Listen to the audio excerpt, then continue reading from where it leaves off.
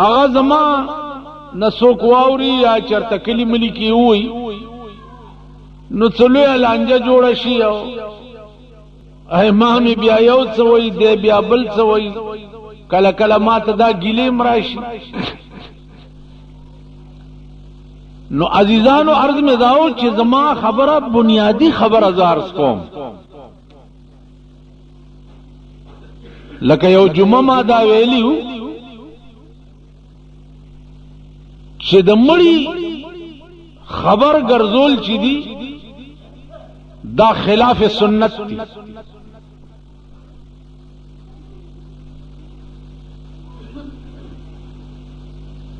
مړی وشو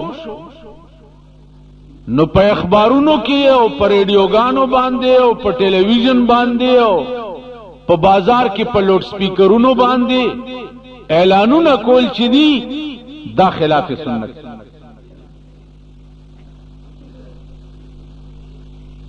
د مړي متعلق صرف دومره اجازت ده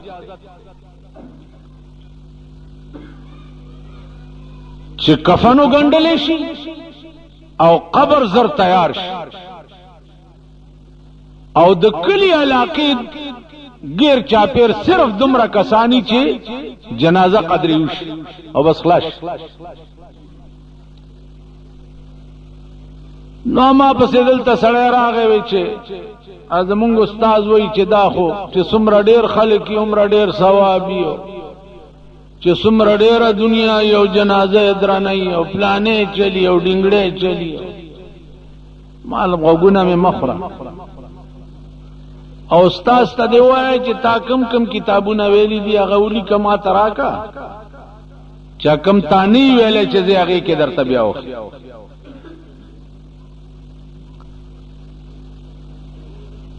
خدای بندگانو په خبره ځان پوهوه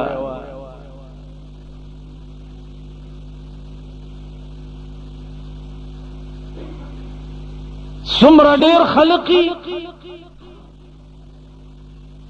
هغه په هغه وخت کې چې قدرت اتفاق داسې برابر کی چې لویه دنیای او سړی پکې مړ شي او پې ودري.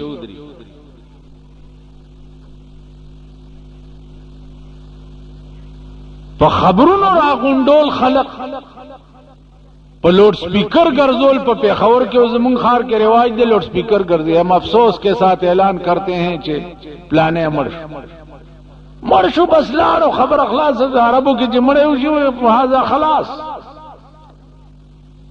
ما فيه شيء خلاص.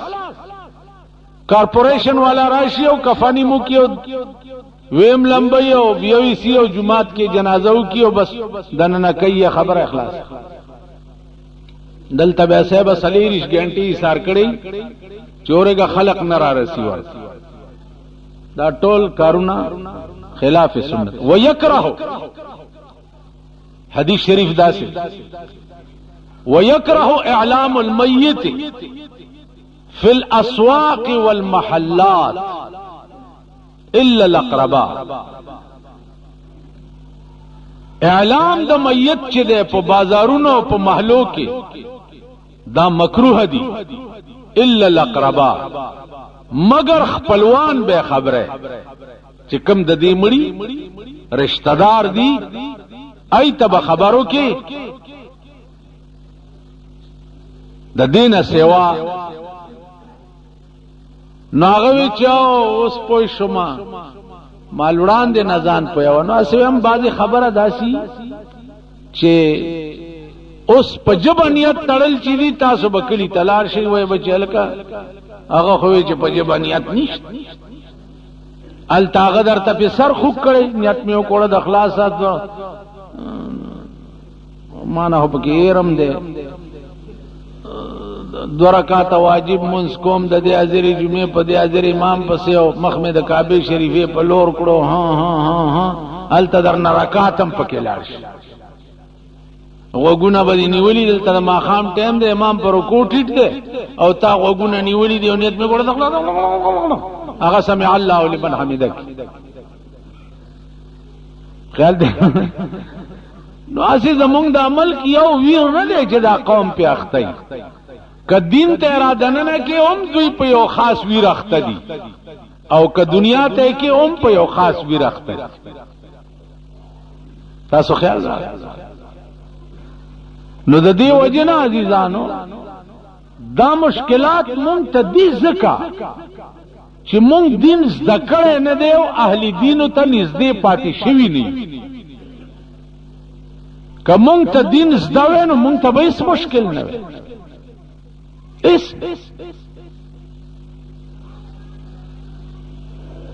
اوس پیغمبر فرمایي چې تاسو الله اکبر به ولې وایي؟ ځکه چې دا الله اکبر تکبیر تحریمه ده. دې تکبیر ته تکبیر تحریمه ځکه وایي چې په د څومره سیزونه حلال او هغه ټول په حرام شو او خدای ته ودرې. نو دې تکبیر ته تکبیر تحریمه وایي. او دې پسې بچوي سبحانك اللهم. اول ابتدا بد الله د تقدس نہ کوي. علماء لیکي چې سبحانك اللهم دا اللهم چې ده په اصل کې یا الله سبحانك یا الله.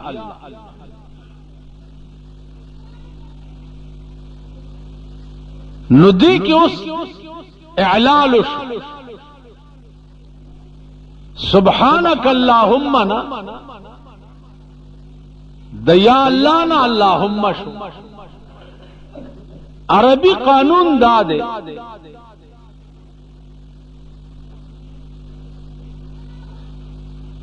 چې یا حرف ندا چې حذف شي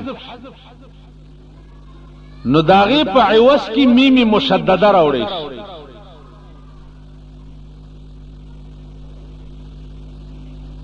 دلتا یا اللہ کے یہ حرف ندا دا او حرف ندا سرا قانون دا دے چې دا لرکینو د دې وس کې به میم راوړي او هغه میم به راوړي چې هغه شد والا میم هغه ته میم مشدده وایي. اوس دې یا حرف ندا کې خبره ده چې ندا همیشه د پاره حاضر تکیږي غائب ته نه کیږي.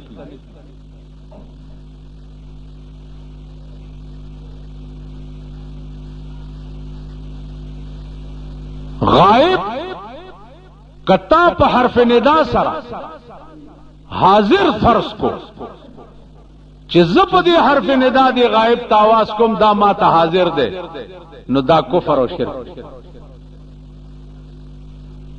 زکه چې هر وخت حاضر په هر ځای کې موجود په هر وخت اوریدونکو او هر وخت ویخ دا صرف د خدای ذات ته په دې صفت باندې د الله نه سوا بل څوک موصوف نه.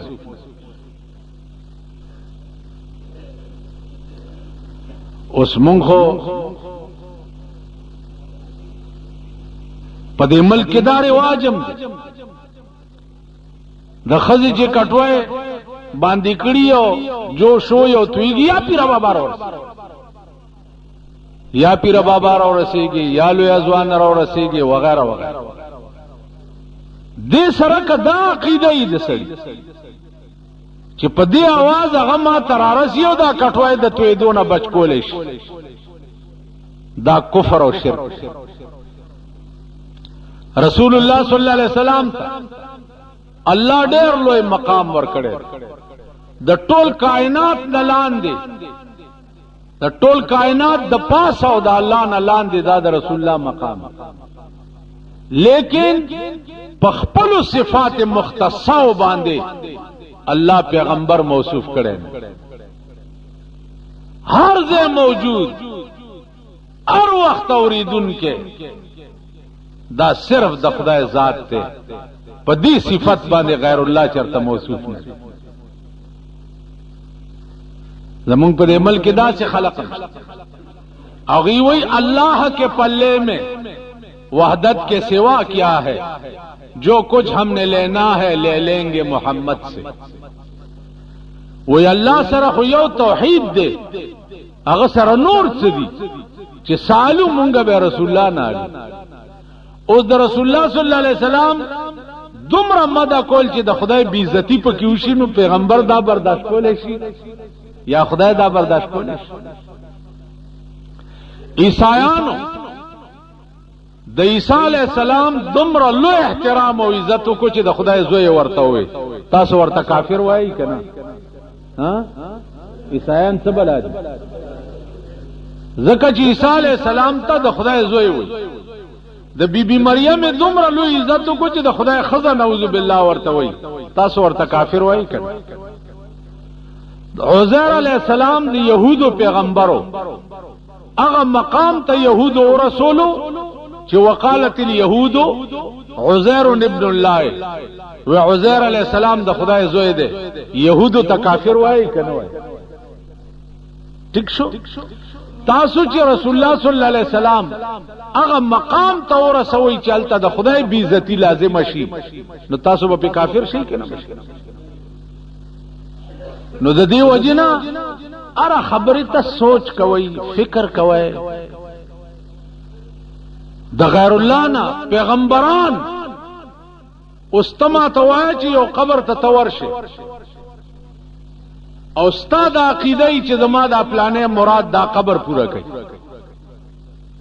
هاجی نو دې قبر کې دنه یو ولی پروت دی، او ولی لوی دی او که پیغمبر لوی دی؟ تاسو